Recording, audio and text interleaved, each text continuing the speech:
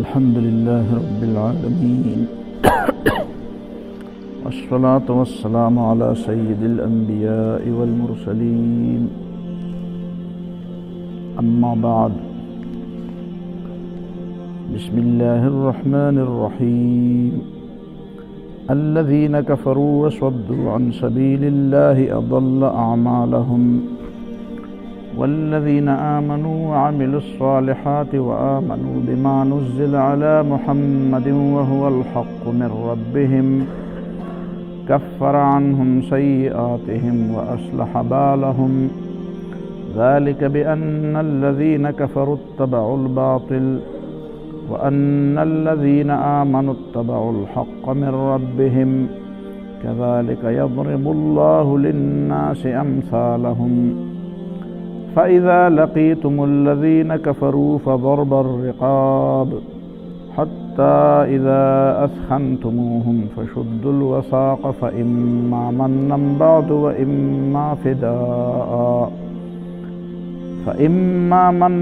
بعد وإما فداء حتى تضع الحرب أوزارها ذلك ولو يشاء الله لانتصر منهم ولكن ليبلو بعضكم ببعض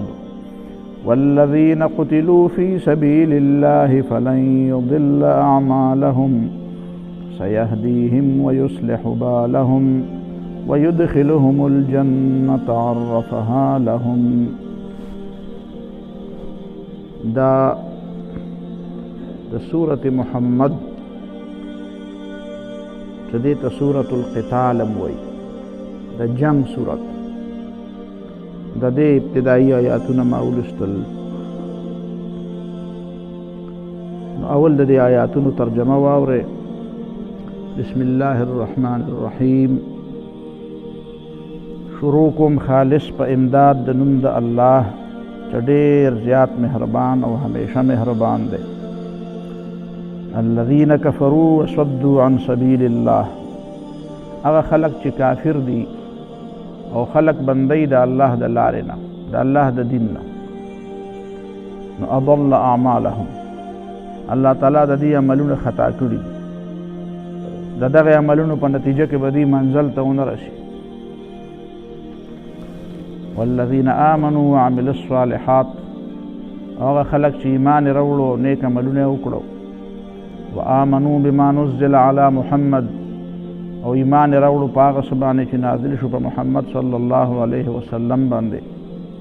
وهو الحق من ربهم او دا طول چی پا محمد صلی اللہ علیہ وسلم نازل شوی دی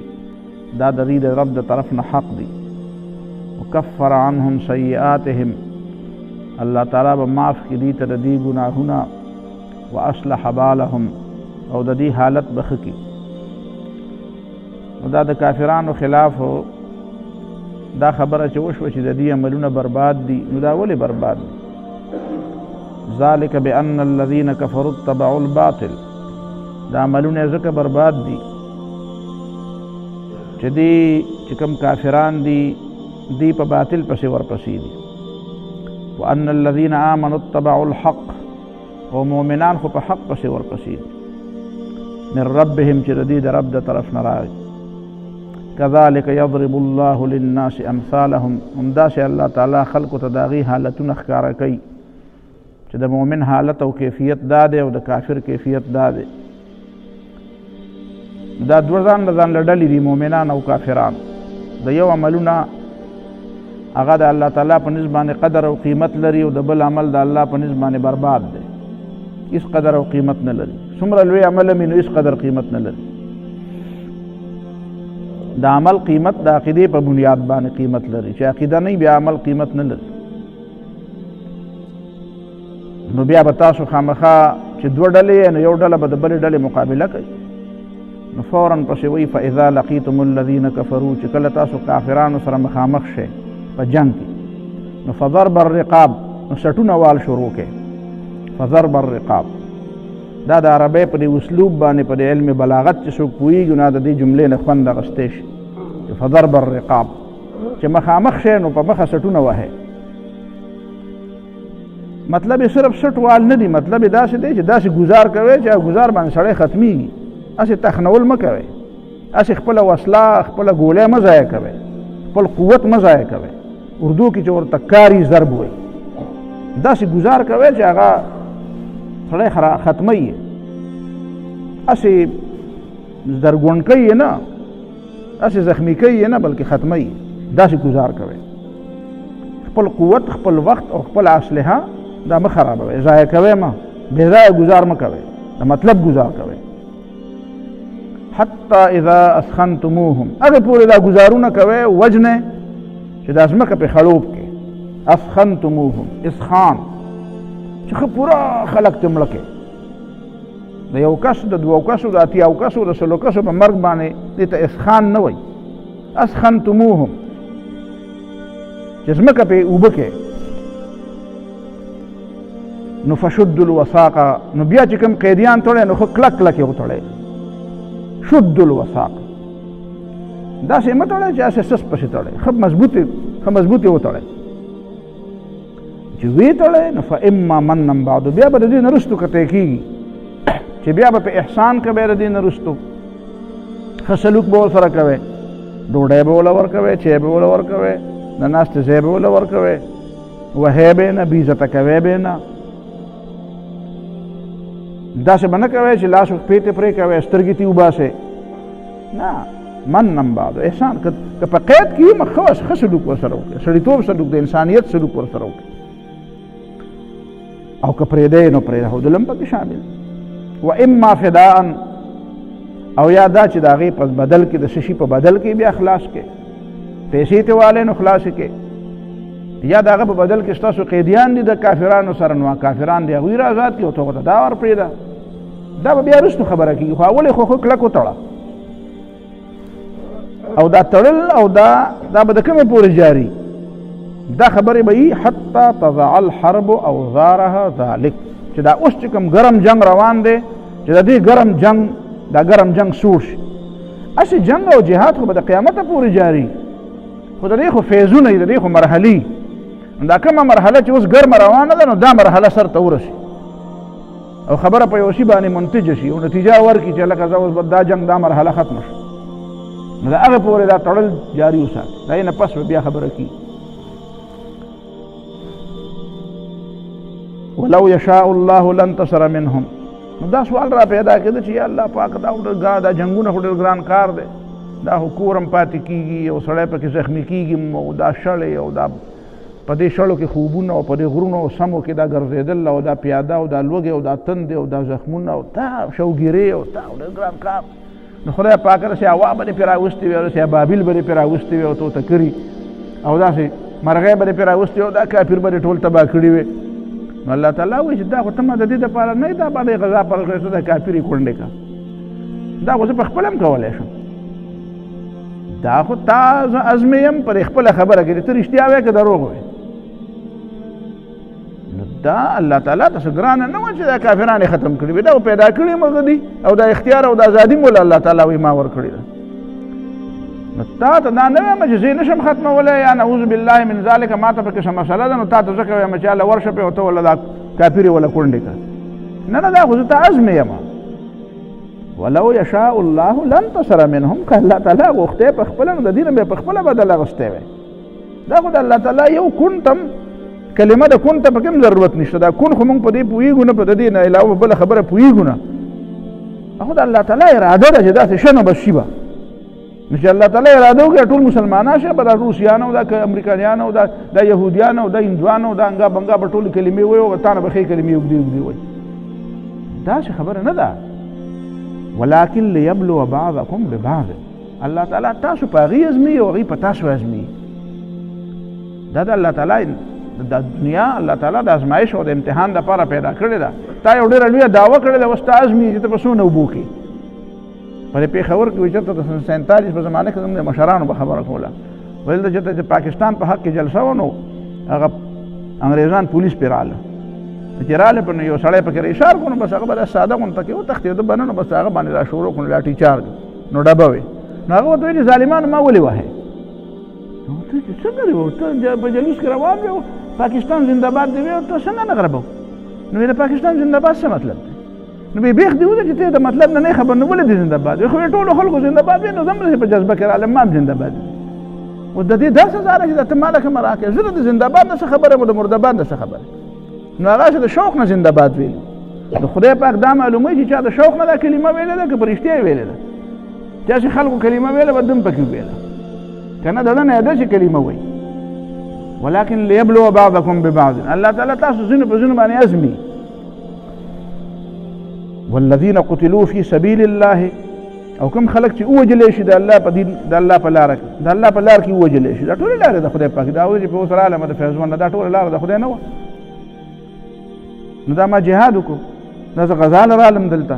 دا د خدای لار کې زرا نه لم چې واپس زمم د خدای په لار بزم نه د خدای د لار نه مطلب د الله تعالی دین غلبه ده والذین قتلوا فی سبیل الله هغه کسان چې اوجلې شي په داسې کار کې چې د هغې مقصد د خدای د دین غلبه چې د خدای دین غالب شي زه دې پکې مړ شمه زما کور دې پکې روان شي زما وطن دې پکې پاتې شي خو د خدای دین دې غالب شي دې ته وایي فی سبیل الله فلن یضل اعمالهم الله تعالی به د دې عملونه نه خطا کوي د دې عمل به خپل منزل ته رسي د دې غشی به خطا نه ځي د دې غشی به ټیک په نښه لګي او سیهدیهم الله به دې ته لاره وښیي ته به لار ښې ورته ښودلې ده که دا هدایت ټکي زده کول غواړي دی باندې زه ډېر زور لګوم ځان هم پې سوچ کوم مونږ امام چې ولدوالین وی مونږ صرف دی ولدوالین ته فکر دی نور ته فکر نه مونږ دا مردا خو مخ او الحمدلله رب العالمین وینو په دې کې خو بنیادی تور دا د هدایت دا اهدنا الصراط المستقیم ته پکې خو وخت دا خو ته په سوچ کې اوسېګا دا په جهر منځونه د دې د پاره کړی دي چې ته دا واورې په پټو کې خو ته ډېره پته نه لګي خدا چې شپه شي ماښام شي د دا ماسوتن او سحر دا منځونه ځکه په جهر کړي دي چې ته پکې دې ته سوچ کې د امام څه وایي نو چې اهدنا الصراط المستقیم خدای ما ته سمه لار وښیي نو زمونږ مشکل دا دی ما د خلکو نه تپوسونه وکړو زه خو د مولیانو نه هم تپوسونه کوم شاګردان او طالبانو نه طالب علمانو نه هم تپوسونه کوم زه هم دا اهدنا الصراط المستقیم تا ته خو لار ښودلې ته خو مسلمان یې که نو بیا د اهدنا الصراط المستقیم ولې وې و یا د دې مطلب دا چې خدای ټینګ هم پې پاتې کړي یوازې دا مطلب نه دی که نه ګوره دلته قرآن وایي چې دا جهاد وکړي که نه فلن یضل اعمالهم الله تعالی به عملونه نه بربادوي او سیهدیهم دوی ته به لار وښیي نو لاره خو ورته ښودلې ده که نه مسلمانان خو دي یاره جي په ژوند کې 500,000 فیصلې راځي روزانه بې شمېره خبرې راځي د سړي په ذهن کې روزانه بې شمېره حالات بدلېږي نو مسلمان او مؤمن دغه ته وایي چې هغه ته به دا پته چې په دې وخت کې اوس د خدای د طرف نه لار هدایت څه دی نو مسلمان کاکا خو په ولدوالین باندې امین وایي چې د کوم منځونه کوي چې نه کوي هغو کوتکان خو پرېږده هغو پسې کې نه دي خو چې دا مونځ کوي نو دیم د دې نه دی خبر چې د اهدنا الصراط المستقیم د دې بار بار تکرار کېدو مطلب دا دی چې سار د دې ماښام کې مې اهدنا الصراط المستقیم ووي څو ځله مې ووي په 3 رکعاتو فرضو کې مې ووي په سنتو کې مې ووي نو د دې ماښام او د ماسوتن په منځ کې څونه وخت دی د دې مازدیګر او د دې ماښام په منځ کې او خاص کر په دې ژمي کې څونه وخت دی نو په دې وخت کې د دې مازدیګر نه واله د ماښامه پورې به هم خدای خبر 20 فیصلې زما مخې ته راغلي نو ما رښتیا د خدای نه دا وغوښته چې خدای پاکه د ما هدایت نصیب کړي ما ته پکې راهنمایي وکړي ما ته پکې لار وښیي ما ته وښیي زه څه وکړم نه بس هغه په جومات کې مونځ پاتې شو خبره ختمه شوه بس بیا چې راشو بیا به ګورو بیا به سر لقو زمونږ خو د خدای پاک نه شعوري او ارادتن دا نه واړو که نه چې خدای کومه مرحله کوم سیکنډ کوم دم کوم قدم کوم تصور او کوم خیال کومه خبره چې اورم او نن سبا خو وروره په غوږونو کې هم راځي او په دماغو کې هم راځي او په موبایل کې هم راځي نو چې دا کومې خبرې مخې ته راځي نو یا الله پاکه ما ته پکې لار وښیي دا خو ګډې وډې دي دا خو وروره داسې څه بې شمېره لارې څه یو خوا تلي او څه بل خوا تلي څوک څه وایي او څوک څه وایي نو په دې کې خدای ما ته سمه لاره ښیي نو داسې موږ د خدای نه په رښتیا غوښتې ده نه که نه داسې نه ده غوښتې نو سیهدیهم نه الله تعالی وایي دا چې کوم دا جهاد کوي که نه د خدای د رضا دپاره سر ورکوي نو سیهدیهم الله به دې ته سمه لار وښیي ګوره پیغمبر دپاره یې ورته ویلي دي انا فتحنا لك فتحا مبینا ليغفر لك الله ما تقدم من ذنبك وما تأخر ويتم نعمته عليك ويهديك صراطا مستقيما پیغمبر ته وایي ويهديك صراطا مستقيما یعنی مسلسل د الله تعالی د طرف نه هدایت چې د چا نه ده خو غرق شي که نه مؤمن به مسلمان به خو ټولې فیصلې به غلطي مؤمن به داسې نه چې مؤمن به نه د ایمان لار خو ورته معلومه ده بس مؤمن دی داسې څوک نشي ویلی چې دا کافر مؤمن دی خو فیصلې ټولې غلطي ترجیحات ټول بدل دي غلط دي ځکه د خدای نه رهنمایي نه غواړي نو سيهديهم الله به دې ته هدا ويصلح بالهم او حالت به خکی حالت به دې خکی ور موږ حالت هم خراب دی غربت دی جی غریبان یو درته ولاړو بل دی الله وی جهاد وکړه الله وی کافر تسترګي وخه زبر تسمي فیصله مخیمه زبر رهنمایي مکم ويصلح بالهم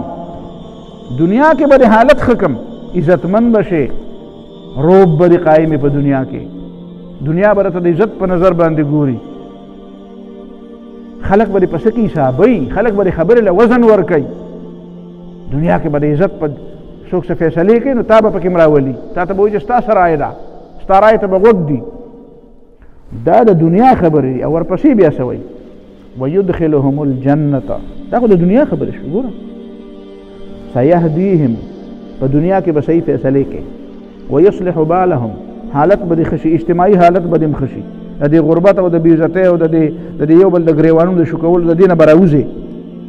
او ورپسې ويدخلهم الجنه او بیا به جنت تم دنه کی اصل ځای خو جنت دی ويدخلهم الجنه او کوم جنت ته دنه کی عرفها لهم نو دوه معنی دي هغه چې وته په دنیا کې خوده لري چې په قرآن کې وته ویل یا پیغمبر علیه السلام چې وته بار به ویل چې هغه جنت ته چې الله تعالی جوړ کړی دی چې هغه د نسب په وجه او د ډلې په وجه وته څوک نزي د ایمان او د عمل صالح په وجه وته خلق بوزي او الله تعالی ورته بوزي بل چاله اختیار نه دی ورکړی یغفر لمن یشاء ويعذب من یشاء چې څوک بخینو هغه دغه خو خدا او چې څوک عذابي دغه خو خدا هغه جنت ته بدن او عرفها لهم دا ما نام ده چې الله تعالی ولدا خوشبویا کړی دی ډېر ولا مزیدار کړی دی یعنی الله تعالی وی دا جنت د ملمستیا ځای د مؤمنانو لپاره د مؤمنانو راضي نو په مخه ولا خسته کوي په مخه ولا خسته کوي دا خسته نه ولا نور خسته کوي دا خو د آیاتونو ترجمه شو اگر چې په دې کې نور آیاتونو کې نور خبرې هم ډېرې دي خو زه به دوه درې خبرې تاسو ته د سورت په باره کوم بیا د دې مضمون په باره کې د دې سورت ټول مضمون د جنگ دی جنگ مضمون او تاسو ګورئ دا سورتونه شروع کیږي داسې کله ګوره د الحمدلله نه شروع شي کله د حام میم نه شروع شي کله د الف لام میم نه شروع شي کله د یو داسې تمهیدي خبره نه شروع شي د هر سورت په ابتدا کې څه تمهیدي څه خبره داسې چې د هغې نه وروسته خبره شروع کیږي نو سړي ته پته لګي چې لکه خبره وروسته ده ګوره دا یاسین زما مخې له دا دی فورا راغی یاسین والقرآن الحکیم انک لمن المرسلین اصل خبره کوي چې پیغمبر ته وایي چې ته پیغمبر یې واول کې وته یاسین ګوره داسې یو جمله چې د هغې پته مونږ ته نه لګي دی څه مطلب دی بیا الله تعالی په دې قرآن باندې قسم وخوړو نو دا تمهیدات دي بیا وروسته هغه خپله خبره وکړو خو دا صورت داسې دی که چې دا اول ځل نه ته به وایې چې خو دوه کسان د یو بل سره مخامخ شو ډزه وبړقه والا په میزایل یې پرې ورویشته داسې د اول ځل نه فورا ګزار کوي دا د دې صورت خصوصیت دی الذين كفروا سورة شروع کیږي د څه نه الذين كفروا وصدوا عن سبيل الله هغه خلک چې کافران دي او د خدای د دین د لارې نه خلک بندوي نو اضل اعمالهم بد دا خطا او لاره باندې روان دي د دې عملونه برباد دي د دې فیصلې خطا دي د دې ټول عمل او د دې کردار په غلطه لار باندې روان دي دا خطا شوي د لارې پرېښې ده هسې لګیا دي مزل کوي ته ورته ګورې دی مزل کوي خو دا د ګاڼۍ غویي دی ټوله ورځ مزل یې وکړي بیا ولاړم په هغه ځای دا به منزل ته چېرته هم نه رسي دا چې د ابتدا نه دا انداز داسې عجیب اختیار کړی دی دا د صورت محمد او دې کې دننه ټوله غزا او جهاد دی صورت محمد هم ورته وایي او صورت قتال هم ورته وایي دا ولې ورته دواړه نومونه د محمد صلی الله علیه وسلم د قتال سره څه نسبت دی وایي رسول الله صلی الله علیه وسلم ډېر نومونه دي که نه ډېر نومونه دوه نومونه د هغه د جنگ سره تعلق ساتي د جنگ سره یو د رسول الله صلی الله علیه وسلم نوم په بخاري په ترمذي په صحیح ستو کې راغلی په 15 نومونو کې محمد احمد ماحي حاشر عاقب په دې کې د ماحي څه ته وایي ماحي ورانونکی ورانول کوي یعنی مطلب دا دی چې په دې دنیا کې چې دا موجوده کوم نظام روان دی که نه د دې بنیادونه غلط دي بنیادونه غلط دي دا غلط بنیادونه رانول غواړي تاسو ته بل ورځ ما په تیر درس کې وویل چې فرعون په خپل دربار کې څه وی ذروني اقتل موسی وليدعو ربه پرېمې دی د موسی علیه السلام وژنم او دی د خپل رب اوازونه کوي وی ولې وژنم وی ځکه انی اخاف ان یبدل دینکم زه یریږم دا ستاسو دین بدلی یعنی ستاسو د وطن دا نظام بدلی او ان یظهر فی الارض الفساد او یو پرې ټوله ځمکه کې یو فساد را پیدا کړي هغه دې ته فساد وایي اوس جهاد ته خلک فساد وایي دا جهادي ټکی نه دی وایي دا جهادیان دي جهادي دا فسادي وایي دا فسادیان دي یعنی داسې مجاهد نه وایي مجاهد خو د عزت لفظ دی تاسو پوهېږئ دا یورپیان زمونږ د خپل مسلمانان هم وایي جهادیان دي دا جهادي دی مطلب یې دا دی دا لفظ دی د یو طعنې د یو طنز د یو استهزاء د یو مذاق د یو پیغور په شکل باندې دا لفظ څه خلک به د دې نوم غلط استعمال کوي د هغې د وجې نه ته دا نوم بدنامې سبا له به یو سړی مونځ به راشي مونځ به بې اودسه کړی ته دا ګوره دا مونځګزار ټول داسې دي جومات استعمال ته به د جومات بې ادبي کوې بیا د جومات د پښتو چې څو غلط استعمال کوي د پښتو لږ غلط استعمال دی ولې پښتانه ګناه نه کوي مونږ ګناهونه نه کوو ته یو بل پېژنې مونږ او تاسو د اسمان نه راکوشي یو که دې ځمکې خلک یو خو دا د دې علاقې خلک یو بل پېژنو نه مونږ د پښتو څنګه غلط استعمال کوو نو دا پښتو بیا زما دپاره شرم شو زه به پښتو شرمومه نو خدای ته وګوره د یو سړي د عمل په وجه باندې خو د الله تعالی دین او د الله تعالی کتاب او د الله تعالی احکام مه شرموه که نه دا جهاد نو محوه د نبي علیه صلات وسلام نوم دی ماحي د ماحي په صحیح معنا کې ترجمه ده انقلابي پیغمبر تبدیلی والا پیغمبر هغه پیغمبر چې هغه زاړه بنیادونه روان کړي دا روان دي دا غلط جوړ شوي دي دا زاړه بنیادونه د عمارت د سره ټول غلط دی دا ټول آبادي غلطه جوړه شوې ده یا لکه خو داسې مثال دی لکه یو سړی دی چې هغه یو میل واغسته نو مخکې دا د وړو میل هغه ته اوس د کپړې میل جوړوي نو ستاسو څه خیال دی دا شی به ورانوي که همغسې به وي هغه کار هغه چې څه پکې چې کومې مشینان پکې پراته دي مشینان به هغه چې کوم وړې کول او دی به د دې نه اوس د کپړې میل جوړوي نو دا به څه کېدی شي نه جي دی خو هغه ټول سټرکچر هغه ټول آبادي هغه ټول هر څه به بدلوي ایله به نوې مشینري راوړي هغه کارکنان به هم بدلي یا زاړه کارکنان خو د وړو په ژرنده کولو پوهېده هغه زوړ منیجر چې و هغه زوړ انجینر چې و هغه صرف د وړو په دې کې ماهر و هغه د دې نه خبر و او دا بل د کپړې ماهر به وله بیا راولي او که نه ته وایې نه دا خیر دی زه به د کپړه جوړه کړم او ماهر د همدغه د وړو والې نو وړو واله په کپړه نه پوهېږي دې له به نور خلک پکاري نو دا ټول سیسټم بدلول چې دي که نه دې ته محوه وایي نو نبي علیه السلام فرمایي چې انا الماحي زه انقلابي پیغمبر یم دې له به نور خلک پکاري نور خلک د هغې تربیت پکار دی چې دغه مخکې نه دغه شی ټیک نه دی او د دې په ځای دا بل شی پکار دی دویم د رسول الله صلی الله علیه وسلم نوم دی نبی علیہ السلام فرمائی نبی الملحمہ نبی الملاحم جنگون والا پیغمبر امزو نبی علیہ السلام وی جنگون والا زمونږ استاد په ذهن کې د نبی علیہ السلام تصور څه نه دی جنگون پیغمبر دی خپل پیغمبر پیژندل غواړي نبی الملحمہ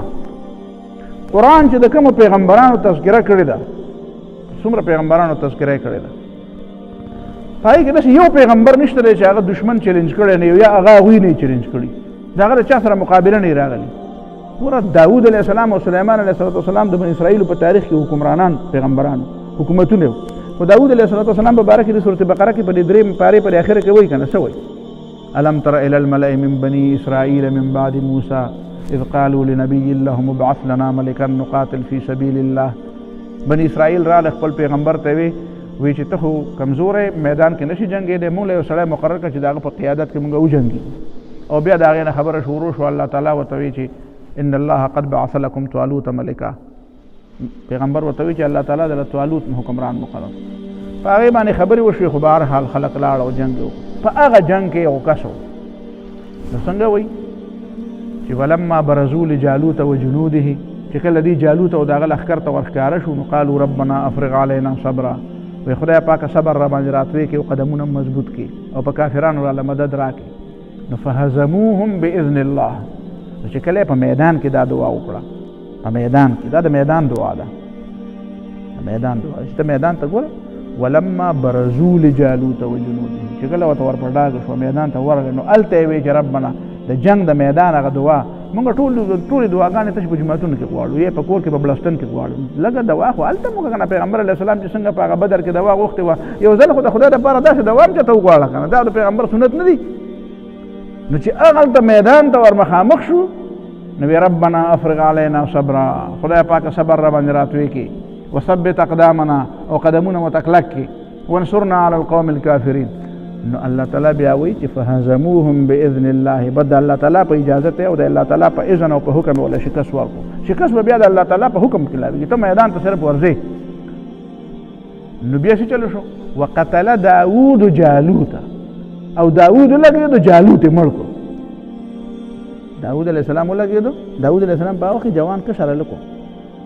هغه ولګېدو، یو ګټه راواوسته او جالوت د هغې کافرانو د عمالقه او ډېر لوی سردار و، ډیل ډول والا، مضبوط باډی والا، مضبوط جسم والا، د هغې کمانډر و، د هغې جرنیل و، د هغې سپه سالار و. او داود علیه السلام پکې د سر هغه سړی کته. ګوره موږ ته قرآن یو دام وایي چې ګوره پای کې د سر سړی ولی دا کوډي مازدین دی، خیر دی، دا سبا ته معاف کولی هم شي، دا که پکې ونه ولې دا ټیک خبره. خو دا فقاتلوا ائمة الکفر، دا د کفر امامان نه دي، دا د کفر لیډران چې دي دا مړه کوي، دې سره وجنګېږي. انهم لا ایمان لهم، د دې په وعدو اعتبار مه کوئ، دا بې وادي دي. نو داود علیه السلام پکې هغه د سپایي په ځای د سر هغه سړی وکتو، دا پیغمبر دی. نو چې داود علیه السلام ولګېدو جالوت یې مړ کړو، نو قرآن بیا څه وایي؟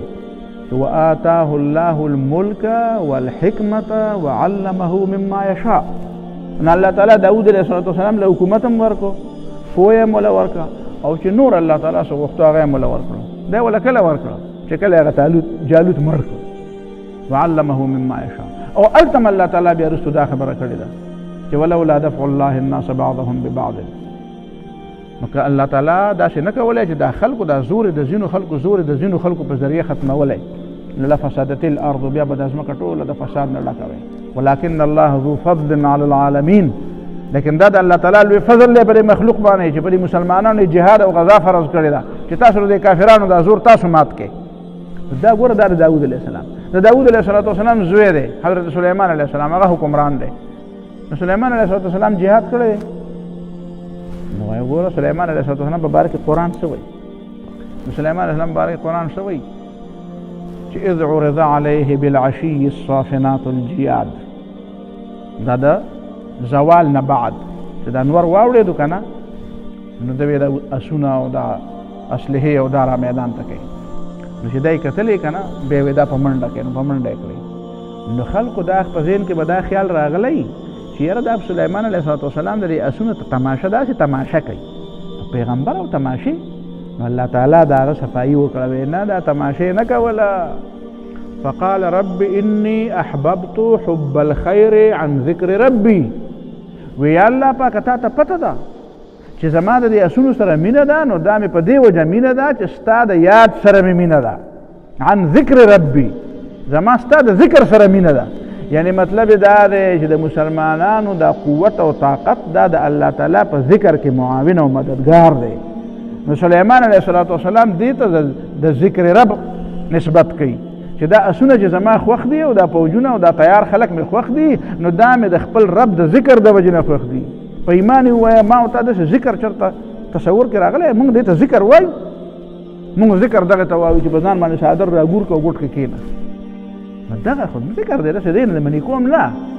زما مزاج دا نه دی، نه نه منې کوم. زه خو د علامه اقبال نه هم په هغې خبره مې ګیله وکړله، حالانکه علامه اقبال زما په ډېر عظیم انسان دی، دومره عظیم انسان دی چې ډېر لوی انسان، د خدای لوی رحمت دی په موږ باندې، په دې موږ بر صغیر په خلکو باندې. خو هغه په یو شعر کې دا ویلی دي، وی یا خاک کی آغوش میں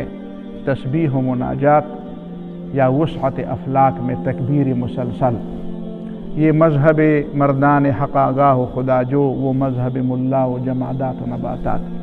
وی یا چې داسې په دې خاوره کې سیدي اوږدې لګئ او تسبیح و مناجات کوي، او یا دا چې د خدای په دې وسیع دنیا باندې د نارې تکبیر چغې او اوازونه وایي. وایي دغه د صحیح خلکو مذهب دی او دا د هغه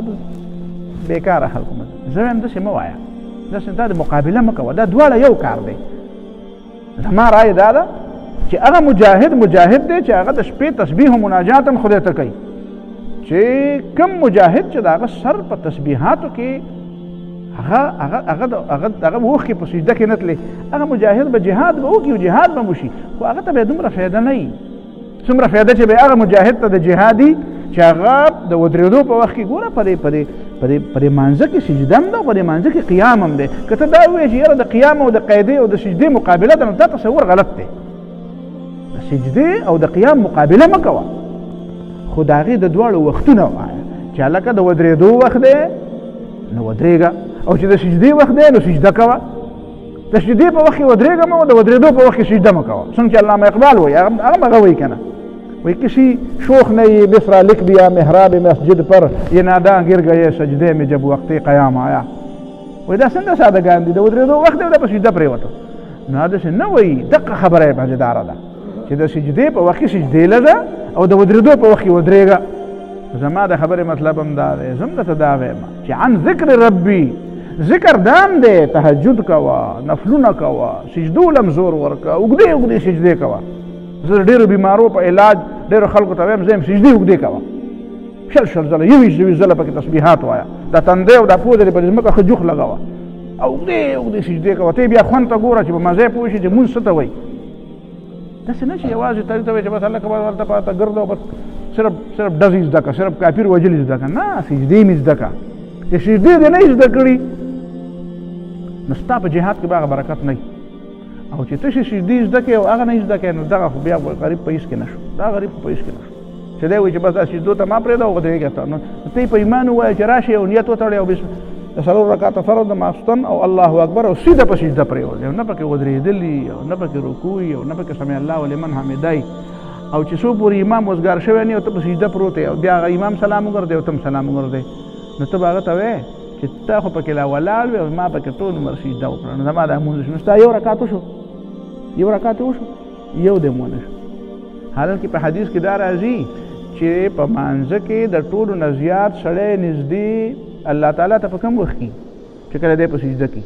چې که دا سړی راپاسي او ته ورته وایې چې ستا خو یو رکعت هم ونه شو، هغه وایي راشه په حدیث کې دا راغلی دی چې د ولاړې نه سړی په سجده کې خدای ته ډېر نږدې، نو ته پکې لا ولاړ هم وي او زه خدای ته ستا نه ډېر نږدې وم، ما خو پس الله اکبر سره سیده په سجده پرېوتی وم. نو تاسو به ورته څه وایې؟ په خبره خو پوهېږئ زه چې څه وایم. نو ته به ورته څه وایې؟ ته به ورته وایې چې یاره وروره سجده کې خدای ته سړی نږدې، خو چې قیام خو پکې مې که نه، دا قیام هم خدای ویلی دا پکې مولوي صاحب د ځانه ویلی دی که دا پکې الله تعالی ویلی دی. نو تا خو پکې د ځانه قصه شروع کړه، دا قسم مونځ خو پیغمبر نه و کړی، دا قسم مونځ خو صحابهو نه و کړی، دا خو امام ابو حنیفه نه و ویلی، دا خو هېڅ چا نه ویلی. نو دا تا پکې دا بل قسم مونځ کوم. هغه پیغمبر علیه السلام وایي چې په سجده کې سړی نږدې، نو د هغې نه مطلب هغه سجده ده چې د ولاړې نه، د رکوع نه، د سمع الله ولمن حمده نه پس وشي، چې په خپل ځای وشي. کل شیء بمیچه و بټیمه، چې په خپل میچ او په خپل ټیم کوم کار وشي هغه شی در کاري. ته خو پکې د ځانه د ښکاره په خبرې شروع کړئ. نو دا هغه بنیادي خبره ده. نو نبي علیه الصلاة والسلام او هر پیغمبر، سلیمان علیه السلام هم نبی الملاحم دی، هغه هم نبی، خو رسول الله صلی الله علیه وسلم زما خو نوم نبی الملاحم دی، هغه هم وایي زما دا اسونه مې په دې وجه خوښ دي، عن ذکر ربي، د خپل رب ذکر مې خوښ دی. مجاهدینو ته الله تعالی څه وایي؟ ویا ایها الذین آمنوا اذا لقیتم فئة فاثبتوا، ای مؤمنانو چې د کافرانو سره مخامخ شئ نو ټینګ شئ. او واذکروا الله کثیرا لعلکم تفلحون، هلته خدای ډېر یادوئ، هلته د نعره تکبیر مجاهدین وایي دا هم د خدای یاد دی. مولانا مفتی شفیع صاحب په دې آیت لاندې لیکلي، معرف القرآن کې لیکلي، 20 کاله مخکې مې کتلی خو راته یاد دی الحمدلله. وایي چې په دې کې په دې جنګ کې د نعره تکبیر الله اکبر نه دا هم د فذکروا الله کثیرا، واذکروا الله کثیرا لاندې دا هم راځي، دا مجاهدین چې نعره تکبیر الله اکبر وایي دا هم د واذکروا الله کثیرا. دا خدای یاد دا نه دی، دا دې کې تقسیم مه کوه چې څه خلک به داسې اوږدې اوږدې سجدې کوي، دا به جهاد نه کوي. او مجاهد چې دی هغه وایي یاره بس ما کافرې کونډې کړې، بس زما اوږدې سجدو ته حاجت نشته. بیا نه ستا تر ټولو نه ډېر حاجت دی، تر ټولو نه ډېر زیاتې سجدې وکړه، تر ټولو نه ډېر زیات دې ته محتاج یې چې ته خدای پاک، ته نور خلک خدای ته راټیټې، په خپله خو خدای ته له ټولو نه ډېر زیات ټیټ شه، په کار ته خو نمونه. دا سورت محمد او محمد او قتال دا دواړه نمونه دي. ښه، سورت محمد هم نوم دی، سورت قتال هم نوم دی. یعنې مطلب دا دی چې رسول الله صلی الله علیه وسلم فرمایي زه ماحي پیغمبر یم، زه انقلابي پیغمبر یم. بیا د نبي علیه الصلاة والسلام د انقلاب طریقه څه وه؟ نبي علیه الصلاة والسلام 4-5 خبرې کړې وې، دا 5 خبرې ځان سره وساتئ. ښه، آمرکم ب5، تاسو ته 5 خبرې کوم، امرني الله بهن، ما ته الله تعالی په هغې باندې حکم کړی. هغه څه شی؟ السمع والطاعة یو دا چې د ایمان نه بعد ایمان خو پکې بنیادي دی نو یو خدا چې خبره به اورئ بیا به خبره منئ بیا هجرت به کوئ او بل به جهاد فی سبیل الله کوئ ګوره دا د جهاد نه د هجرت مخکې کړی دی په دې یو دوه خبرې کوم نور نه خبره نه وکړو دا هجرت څه ته وایي هجرت دا هجرت دې ته وایي چې دا د وطن چغه نه وایي زمونږ په دې وطن کې هم داسې مصیبت دی وطن چغه وایي د وطن چغه بس د وطن نغمې روانې دي یا لکه وطن خو بس که د وطن جګړه وي نو بس هندوستان والا دپاره هندوستان وطن دی او زما دپاره پاکستان وطن دی نو بس بیا زه پسې ګرم یم او هغه پسې ملامته دی هغه هم د خپل وطن دپاره جنګېږي او زه هم د خپل وطن دپاره جنګېږم خبره د اسلام کوه علامہ اقبال وایي که نه وایي دا وطن پېژنئ وایي گفتار سیاست میں وطن اور ہی کچھ ہے او گفتار نبوت میں وطن اور ہی کچھ ہے د سیاست او د دنیا د خلکو په نسبت باندې د وطن بل معنا ده خو اسلام په نسبت باندې د وطن بل د پیغمبر په نسبت د وطن بل معنا ده وی ہے ترک وطن سنت محبوب الہی دے تو بھی محمد کی محبت کی گواہی پیغمبر علیہ السلام خود اسلام د پاره وطن پر خوره ده پیغمبر علیہ السلام خود وطن نو دا وطن یو شی ده خدا وطن بیا به اسلام نه قربان کا انتاز خداؤں میں بڑا سب سے وطن ہے جو پیرہن اس کا ہے وہ مذہب کا کفن ہے دا نبی خدایان چې خلکو بوتان جوړ کړي په دې کې د ټولو نه لوی بوت چې دی هغه وطن دی جو پیرہن اس کا ہے وہ مذہب کا کفن ہے د دې بوت چې کوم کمیس دی که نه هغه د مذهب کفن دی مطلب دا چې مذهب به مړ کې نو هله به د دې وطن بندګي کې دا د نه بندګي غواړي دا ہندوستان چې مات شو مولانا مودودي ته چا ویلي و ہندوستان هم بس مات شو مولانا ورته وی یو جمله ورته ویلې وه وی اس بت کے ٹوٹنے پر تڑپے وہ جو اسے معبود سمجھتا ہو وی دا بوتو وی که دا بوتو چې څوک د دې بوت عبادت کوي نو هغه د نن مړ شي هغې پرړېږي ما د وطن سره مینه د اسلام دپاره وه د وطن د وکني مولانا مودودي خو دا حیدرآباد دکنو خبره دا ده چې د وطن نه بوت مه جوړوه نغمې وایه د اسلام نغمې وایه د جهاد نغمې وایه د الله د دین د غلبې نغمې وایه او دا وطن د اسلام دپاره پرېښودل دا تصور په ذهن کې کېنه ته چې وایې وطن نو د وطن باندې نو ته چې د وطن عاشق یې نو ته به بیا وطن نه پرېږدې که نه ته خو به کوپر اختیار کې وطن به نه پرېږدې نو ته بیا د اسلام په کار خو ته رانلې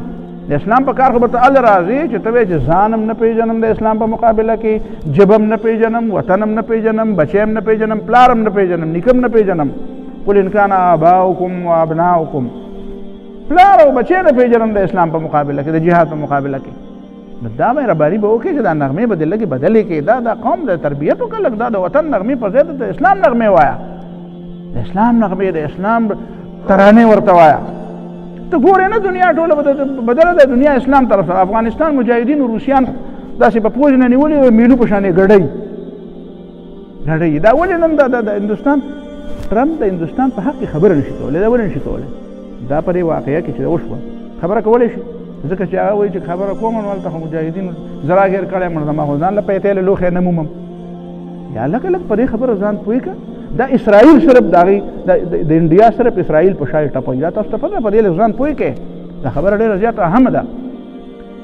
دا د اسرائیلو شوق دی اسرائیلو شوق دی چې هغه پاکستان ته سبا وایي چې دا پاکستان خو وروره مخکې لاړ او دا خو امریکا هم دغه ده وایي چې ورته یاره مونږ ته یاره مهرباني وکړه دې مجاهدینو نه مې خلاص کړه لار راله راکړه چې ته کې د عزت څه طریقه راته وښیه نو هغه امریکایان چې دي ځان نه په دې مجبور چې یو طرف ته ډان دی او بل طرف ته پړانګ دی یو طرف ته مونږ هلته ګیر یو مرچق هم د مجاهدینو په لاس کې دی بل طرف ته اسرائیل راته وایي چې نه هر څه چې دي خو دا پاکستان هم ډبو د افغانستان هم ډبو د ټوله دنیا ډبو خو مونږ ګریټر اسرائیل غواړو قریبه ده د خدای بندګانو نصر من الله و فتح قریب نږدې وخت را روان دی که لږ ونه دغه همت او د غیرت مظاهره مو وکړه او لږ ټینګ شو لږ د خپې هم ټینګ کړې او د خدای نه مدد وغوښتو او لږ د نورو خبرو د انګا بنګا په ځای باندې د اسلام خبره شروع کړه او د جهاد د فلسفه هم خپله کړه او خدای ته رجوع وکړه نو په دې ټوله دنیا کې د عزت موقع ده بالکل داسې موقع به زه وایم چې په دنیا کې چېرته راغلي نه وي زمونږ په دې ژوند کې مونږ په داسې موقع نه ده راغلی داسې موقع نه ده راغلی چې تا داسې روب په دنیا ور واچو ستا جازونه دې را واچول او داسې روب دې په دنیا واچو چې دنیا ټوله چوپ 2-3 ورځې خو مودي هم خوله ور وستې و او ټرمپ هم خوله ور وستې څوک غږ نه کوي چې ووایو نو څه ووایو هغه دا عزت تعالی الله تعالی درکو دا عزت دله خدای درکو د دې نه دله نور هم ډېر درکوي د دې نه نور هم ډېر درکوي خو ته د اسلام خپل کا اسلام له غاړه ورکا د خدای په پناه کې ځان ورکا دا دنیا ټوله تا نه یریږي دا به تا ته راټیټېږي، دا به دې مجاهدینو ته راټیټېږي. دور ستا را روان دی، زمانه وخت بس دی. دا شیطانانو ډېرې غړدانګې ووالې، شیطانانو ډېره مستي وکړه، دونه الله تعالی چاله د مستۍ اجازت نه ورکوي. او فرعون هم د خدای دعوه کړی خو اخر په دې اوبو ورډوب کړو. داسې الله تعالی دونه اخره پورې الله تعالی داسې چاته مزي نه وکړي، د یو پوړي باندې تړلی، داسې نه چې دی تړلی نه وي. دا پړی به ډېر اوږه دی خو وي پړی وي، په خپه کې ورته پړی اچولی. دا وما من دابة الا هو آخذ بناصيتها. تا ته خو نه ښکاري خو الله وایي ما د کونسونو او د تندونه نیولي دي. نو دا پړی دونه اوږد نه دی خو ته لږ ځان ټینګ کړه، دا امامت تا ته میلاویږي. او آخري خبره دا کومه چې دا خلک د دې قیدي په باره کې خبره کوي، زما جذبات هم داري چې بس صبر پکار و. قیدي ورکول او نه ورکول دا حکمرانانو کار دی. شریعت مسله صحیح بیانوم، دې کې کل چل مال نه راځي. فقهاو لیکلي دي، مفسرین هم لیکلي دي چې قیدي ملاو شي او د دې تفسیر په د دې آیت د دې سورۃ محمد د دې آیت فاما من بعد و اما فدان د تفسیر کې څومره تفسیرونه چې ګوره وای امام د مسلمانانو ته د مسلمانانو لیډر ته حق دی چې پریدي نو پریدي موږ ویل نو. او زموږ د جذبات دادي چې د دې حملې په وجه باندې چې تا چې کوم هغه تصویر شته په دنیا کې جوړ شوی هغه تصویر خراب نه کړي. که هغه تصویر په دې خرابېږي نو بیا په دې نظر ثاني وکړه. او که هغه تصویر په نه خرابېږي دی وایي چې یورپ دنیا به وایي چې ګوره دا مسلمانان ښه خلق دی، دا پاکستان والا ښه خلق دی، دا خو امن غواړي جنګ نه غواړي. یا لکه دا یوازې ما ته نه ګوري، ولې دا په بنګلادیش کې چې زما سره څه کېږي نو دا د دې خبرې ثبوت نه دی چې زه امن غواړم. ولې دا په مصر کې چې زما سره څه کېږي او په الجزایر کې چې زما سره څه کېږي دا د دې خبرې ثبوت نه دی چې زه امن غواړم. ولې دا په بوسنیا کې چې ما سره څه وشو، دا په برما کې چې ما سره څه وشو، دا په کشمیر کې چې زما سره څه کېږي، دا په فلسطین کې چې زما سره څه کېږي، دا په افغانستان کې چې څه کېږي، نو زه د چا کور ته ورغلی یم، د چا کور مې روان کړی دی. ما یو امریکنی راغلی ولته زه په هغه زمانه کې په برطانیه کې وم. نو موږ ته هم دعوت راکړو وایي راشئ هغه امریکنی پادري دی څه خبرې وکړي. نو هغه 2002-3 نو زه هم ورغلم. چې ورغلم نو هغه اوس تقریر شروع کړو چې یرجي امن پکار دی او امن پکار دی او مینه پکار دی او محبت پکار دی او مینه او محبت. او ما د مینې پیغام راوړی دی، مسلمانانو له مې د مینې پیغام. چې تقریر خلاص کړو نو زه له خواله ورغلم. ما یا صاحبه ته د کوم ځای نه راغلی؟ چې زه خو د امریکې نه راغلی یم. نو ما ورته وایي چې زمونږ څونه فوجونه امریکې ته درغلي ستاسو کور یې روان کړی دی، چې ته ما ته وایي چې امن پکار دی او ډز نه دی پکار. وایي نه ستا څه مطلب دی؟ زما دا مطلب دی چې دا بدامني ستا د لاسه ده که زما د لاسه ده؟ ما ورته وایي چې زما مسلمان یو فوج ما ته وښایه، زما د کوم مسلمان ملک فوجونه ستا کور ته درغلي دي ولته ستا کور روان کړی؟ وایي نه دي راغلي. ما ستا راته څونه وښیم چې راغلي دي؟ وایي او دا خبره خو د خصوصي سیاست کې خبرې نه کوم. نه ما سیاست کې خبرې څنګه نه کوې؟ خبره د سیاست کې ته به ما باندې ډز کوې او زه به درله ګول رانیسم. ما ته وایي ما ښکلاوه او ما ته جي مینه کېږه. دلته پکې لا یو بله طریقه دی خلکو جوړ کړې ده، مرغۍ دغه کوي ده کوترې الوځي. ته په دې کوترو دی کې خدای دې د ساده زویه خدای دې پوی کا ته په کوترو الوځولو عادت کړی، هغه د باندې ډز کوي، هغه د کور روانوي، هغه د ملکونه روانوي، هغه د بېعزته کوي، هغه د جوانان او د بچي د ګمراه کوي. دا ټیک ټوک دا چې پېژنې دا چا دلته دا اسرائیلو دلته په افغانستان کې دلته دغه مرکز جوړ کړی. اول ځل چې افغانستان ته راغلل نو اسرائیل راغلي او هغوی دلته دا مرکز وکړو، د جوانان دله ګمراه کوي، بچی دله د پلار نه ګمراه کوي، د مور او پلار نه دله د اسلام او د جومات نه دله کټ کوي. نو خو د دشمن دی، د عقیدې د دشمن دی، د مذهب د دشمن دی، د وطن د دشمن دی، د خبرو د تهذیب د دشمن دی. او ته لګیا یې په دې تا ته ویلي چې ما یې ګلونه وایه دلته زمونږ د خلکو له ګلونه په لاس کې ورکړي وایي چې د امن واک کوه یا د خدای د سعادت تم ډوډۍ خورئ. تا خو چې بوس خوړی. زه کله کله شاګردانو ته وایم زه یم دا ځینې خلک ډوډۍ خوري، دا ډوډۍ ځکه ګرانه ده، دا ډوډۍ ځکه ګرانېږي، دا خلک هم ډوډۍ خوري. تا له ګل په لاس کې درکړه، تا ته وایي کوترې ونیسه، د امن کوترې پاسوم او هغه به د امن بمونه راچوي، بمونه راچوي، د بدامنۍ بمونه راچوي، تا له د امن کوترې په لاس کې درکوي. ولږ بسانه ساده ولې جوړ یاره دونه ساده خو نہیں پکار کرنا. اگر دنیا میں رہنا ہے تو کچھ پہچان پیدا کر. پر یہ دنیا کی اوسېږي لږ خود سوچ کوه چې دا څه کېږي، دا خلک ما سره څه کوي. نو هغه ته ما وایي ته نو بیا ما ورته ته د امریکې نه راغلی نو ته امریکې ته ولې نصیحت نه کوې، دلته ما ته نصیحت کوې. ما ورته وایي چې ته مهرباني وکړه. یو سړي وي په دې دغه پوزې دوا به خلکو ویلې پخوا که نه، حدیث کې دا دواګانې نشته. چې د مخ د انځلو دا دعا ده او د پوزې دا دعا ده او د خولې دا دعا ده. په خوا به د مولیانو علماو به خلکو ته ویلې نو زه خو په هر حال چې وی خو د کنز نه دی، کنز کې لیکلي دي، د کنز د اشعارې بحر لیکلي دي، د فقه کتاب ما فقه منې فقه حنفي بحر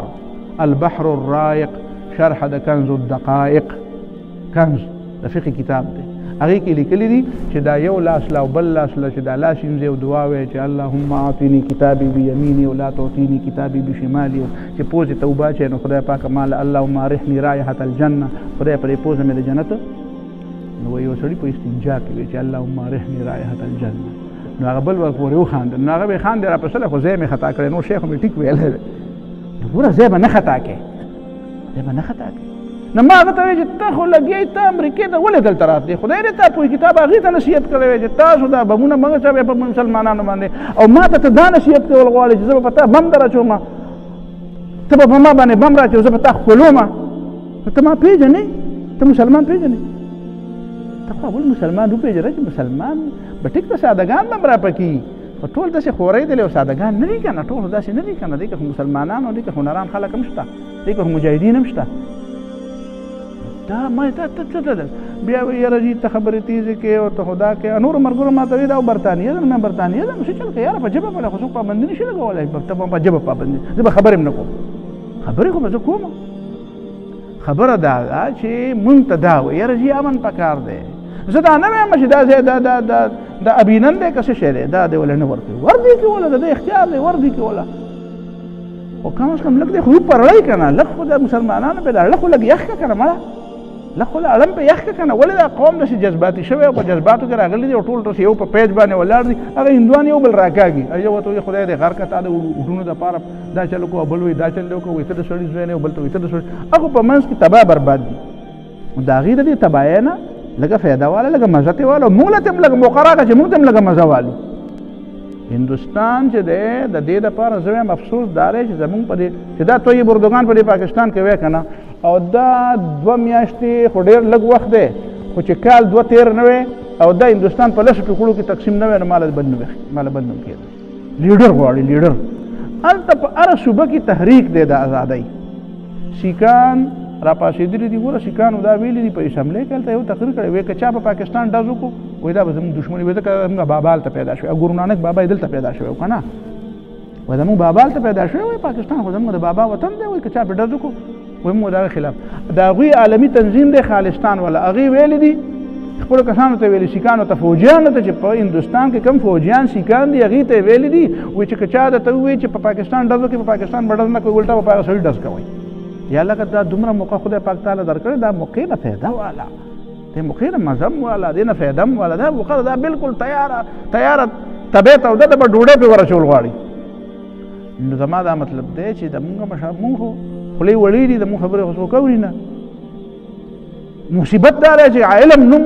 عالم شي که نه، چې عالم یاره وایي ته د دنیا په کار نه ته پرېږده، په قلاره کښېنوئ. مولانا مودودي ورته ویلي و چې دا پاکستان چې جوړېږي نو دا بنګال ماخلی، دا پنجاب ټول والی، نو یو به یې ساتلی هم شي او هغه بنګال 1000 میله نه شي ساتلی، او په بنګال کې اصل د مسلمانانو جذبه زیاته ده، یو ځل به دا بنګال بېرته ستا په غېږ کې راشي. نو وی مولانا صاحب ته په خپله کتاب لیکه او ته هم بس منځونه وایه او ته د دې نه نه خبر، نو چې نه خبر نو بیا د بنګال راټینګ کړو. نو بیا ورته مولانا ویلي چې په 47 کې کله دې کشمیر ته تلو نو دا دلته یو پل دی په دې ګورداسپور ضلع کې، مولانا مودودي ورته وایي چې ماله یو اویا ټوپکې راکړې، زه د ملګرو وایي هر څه پرېږدم، زه په دې پل کښېنم او دا د هندو بچی دی زما نه دې کشمیر ته لاړ شي. نو بیا ورته هغه جرنیل صاحب ورته وایي مولانا صاحب ته پرېږده دا ټوپکې زمونږ کار دی، وایي ته مولوي صاحب سړی ته، نو تا د اوسه پورې راټینګ کړو، نو تا ته چې مې پرېښود نو خو اویا کاله وشو، خو دغه مسلمانان پکې تباه برباد دي، غریبانان د هر کور نه جړا ده. نو د عالم خبره ته غوږ نه ږدي، ته پرې نه پوهېږې، نو ته چې پرې پوهېږې خو ما ته پته ده که نه، تا څنګه اوس مهرباني وکړه لږ زموږ ته غوږ کښېږده، لږ موږ ته غوږ کښېږده. دا دور د اسلام را روان دی او پاکستان له خدای پاک عزت ورکوي، دا قرآن خپل کوي، خدای ته رجوع وکړئ، تکبر مه کوئ. دا زموږ د ملګري په نشه کې څنګه مې داسې کړه او هندونه مې داسې چلو کړه، دا مه وایه، دا خو د الله تعالی مدد و، د الله تعالی مدد و. هغه هلکان چې هغه جازونه یې کول، هغه نارې تکبیر تاسو لیدلي دي که نه، تا نارې تکبیر وي الله اکبر دې وي، خو الله پاک پکې خپل مدد در واچو. نو د خدای بنده د بل چا نه د مدد غوښتو په ځای باندې د خدای مدد چې ان ینصرکم الله فلا غالب لکم، چې الله دې مدد وکړي په تاسو څوک زورور نشي راتلی، و ان یخذلکم، او که خدای دې مدد نه کوي فمن الذي ينصركم من بعده، بیا به دې څوک بچ کړي، بیا به دې څوک بچ کړي؟ داسې څوک شته چې خدای دې مدد نه کړي او تا بچ کړي؟ امریکا دې بچ کړي، چین دې بچ کړي. چین چې داغلی دی ولې هغه په دې چین تاسو په حق کې خبره کړې ده یا لکه ما خو نه ده تاسو اورېدلې ده زموږ په حق کې څه ویلي دي، دا ولې نه وایي؟ نو زموږ خو دوست دی او زموږ او د چین دوستي چې کوم دی د همالې نه ډېره اوچته ده، د سمندر نه ډېره ژوره ده، د شادو نه ډېره خوږه، اکو بکو وایي. نو چې خوږه ده نو هغه ولې ستا په حق کې خبره نه کوي؟ هغه هلته په هندوستان کې انویسټمنټ کړی دی، هغه دې ته ګوري چې مالته ډالرې لګولې دي، نو هغه خرابېږي. او دلته مې هم ډالرې لګولې او په هر ځای کې ډالرې لګوي، نو هغه ځکه د خپلو ډالرو غم کوي. نو ته ګوره د خدای په مدد باندې بیا درته وایم د خدای په مدد تکیه وکړه،